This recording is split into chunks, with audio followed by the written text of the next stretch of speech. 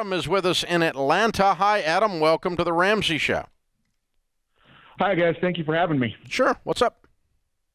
So I've made some pretty dumb mistakes, and I'm pretty terrified of making some more. So I was hoping I could get some advice on, I guess, how I can move forward with getting a house. I've got some car debt from some pretty stupid mistakes. Been there, done that. Trying to get rid of it now.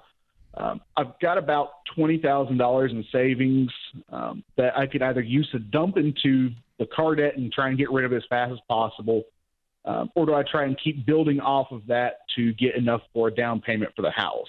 Cool. Good. That's a good question. It's a valid question. How old are you? I am 29. Okay. And you're fairly new to this whole Ramsey stuff, right? I've been around it a lot, but pretty much ignored it most of my life. Okay. But that means you're new to it. trying to That's get started now. That's okay. It's all good. And what do you make a year?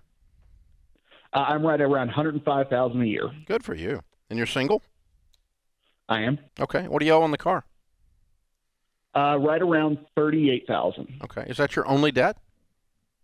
I kicked my student loans to the curb last month. They are gone now. Way to go. Yeah, the car's it. The car is it. All right. Well, there's two ways to go at this, okay? The fast way to get a house is dump the car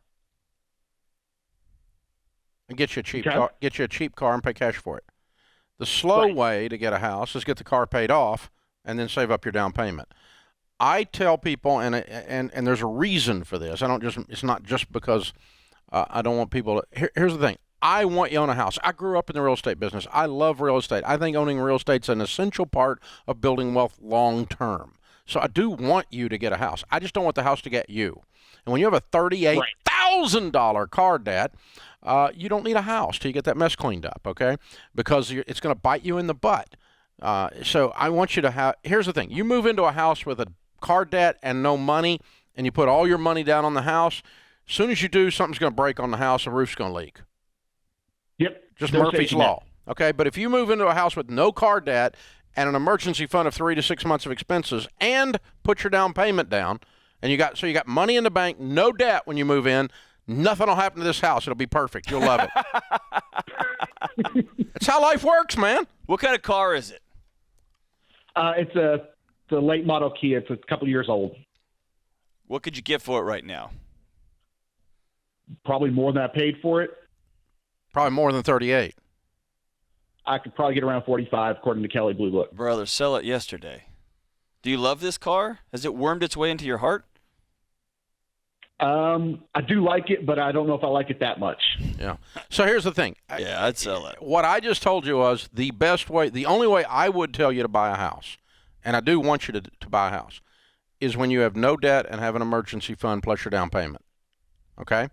Gotcha. So the two ways to get there are quickly dump the car, buy a $7,000 car for cash. You have no debt, build your emergency fund, then build your down payment, and then buy you a house. That's going to happen very quick. You'll have a house by Christmas. Or pay this car off, keep it, build your emergency fund, build your down payment, and you'll have a house by the next Christmas. Or the one after that. Either one's okay. There's nothing dumb here because the car's not completely out of control given your income. It's getting close, but it's not completely out of control.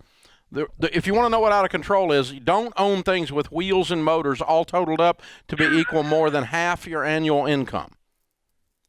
And you're not there. Fair enough. Unless you got other things with wheels or motors that we don't know about. No, sir. But if this is the only one you got, it's below half your annual income. So it's keeper. It's okay, but you need to get it paid off before you buy a house. So, or the stars have aligned and you can get rid of this thing. You can have $7,000. You can walk over to the lot and buy a beater. And $7,000 is not a beater. Right? A sustainable car. Yeah. And man, now you're talking. You're debt free. You got $20,000 in the bank. You are well on your way now. You could buy George Camel's Honda for less than $7,000. You could buy that for about $1.45. Have you seen that thing? He starts it with a rope out in the parking lot, Dave. A rope. It's ridiculous. A rope. I drive to spin the propeller to get it to start. I drive bad cars, and that car makes me go, come on, man. George is truly not a car guy. I've been giving him a hard time on the air about his car. So, yeah, you could go either way, Adam. Personally, I like cars. I'm a car guy. But I like houses more because they go up in value. And until recently, cars have never gone up in value, and they won't long term, but recently they have been. So I personally would dump the stupid thing while the getting's good and get me a house, and then move up in car with cash later after I get my house. But it's not a big deal either way. You're not in the dumb column either direction. Okay? Not compared with what you and I have done before. You're nowhere near us, Adam. Yeah. You got both of us beat. I mean, you're a lot smarter than we were.